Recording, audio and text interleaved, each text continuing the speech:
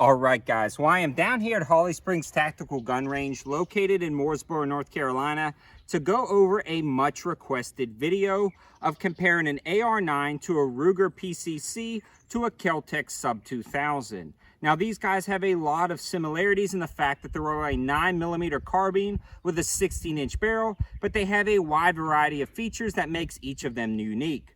Two of these have actually been customized and sent over to the channel by M-CARBO, and this one is an Alpha Shooting Sports AR-15 upper with a Joe Bob Outfitters tricked out lower. They all have enhanced triggers and enhanced different accessories to enhance their performance, and they're all pretty slick packages for what you're getting. The price point kind of varies between all of them, but today we're talking about why you would want one versus the other and which one I like the best for a wide variety of situations. So the Kel-Tec Sub-2000 is probably one of the more unique systems out of all of these three because it is a folding platform. I'll make sure it's clear before we start messing with the firearm. You can see you actually charge the firearm underneath by this tube, and you can lock it to the rear. And then this actually has an M-CARBO flip to side mount for your optic. You pull down on the lever and the Kel-Tec Sub-2000 folds over. Now, M-CARBO has worked on the trigger, swapped out different plastic components with metal components, done an enhanced magazine release and charging handle. They've done a lot of work to this gun to make it really efficient and function well. I've got full reviews on this gun comparing it to the traditional one if you want to know a little bit more about it. Now, the cool thing about this gun is it stows away very nicely in a backpack. So that is the only reason why I would pick this gun. I believe both of the other firearms on the table shoot and handle better than this, and the ergonomics are better than these. But this one is so compact and easy to deploy. One of the quickest and most compact packages out here. You simply pull on these tabs, flip it over, fold the optic, slam the bolt home, and now you are ready to engage your target, and it's really simple. So if you were looking for a quick deploy rifle that you could stash in a backpack or something like that, this one wins hands down because it's the easiest to deploy.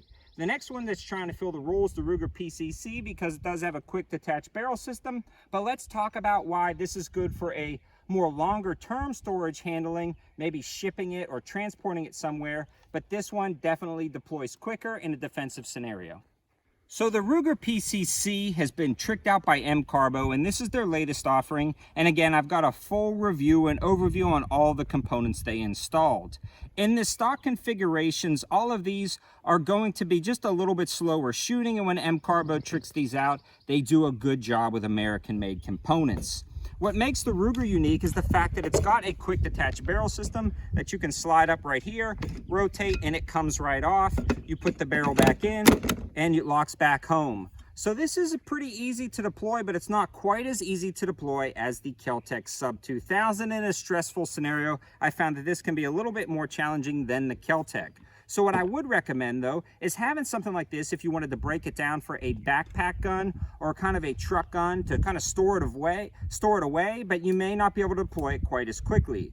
But when you do get it assembled, this is one of the smoothest shooting 9mm carbines I've shot, and that is thanks mostly to M-CARBO's upgrades with the trigger, the buffer enhancements, and the overall recoil management. They do an amazing job. Also, guys, I was actually out running the stock trigger components, and M-CARBO has come up with a prototype mechanism inside the trigger that prevents you from overrunning the gun. They haven't released that part yet, but when they do, I'll do a separate video, and I can outrun this gun, and I actually shoot this gun the fastest out of all of them, and that's, again, thanks to M-CARBO's trigger and spring system. This thing is just a speed demon. I can rattle off shots and absolutely hit what I'm aiming at, and there's almost no recoil in this gun, and ergonomically it feels good, except for the reloads. That's my biggest complaint. To reload this gun, you'll have to drop the mag. Sometimes they drop free, sometimes they don't. You insert your next mag. There's really no bolt home. You have to grab it up here and drop it. Now, since there's a mag in the gun, it won't do it, but that's how you have to reload. So it's a little bit more complicated to reload than I would like. And that brings us to the AR-9. So the AR-9, no matter what company you get it from, is probably one of the more versatile and common feeling rifle out of all of these. The controls are the same as any other AR-15, except for this particular one doesn't have a last round bolt hold open. The trigger, again, on this Joe Bob Outfitter lower is really nice, and I've got a full review on this rifle, and this is an Alpha Shooting Sports upper. Where this really shines to me is if you want a dedicated pistol caliber carbine match gun and you're not worried about having something compact to transport. Now this one also is very nice as well, but in a more defensive scenario, if you wanted to transition from the range to a personal defense scenario, I like this one a little bit better because the safety is easy to actuate with one hand. Unlike this, where you're gonna have to break your grip, flip around to engage the safety on and off. You can simply take it off with this trigger finger and fire, but to put it on, you're gonna have to break your grip. And I feel like the AR-9 is a little bit better. So if I was buying a gun strictly for backpacking or camping or bugging out, probably be the M series folder Kel-Tec.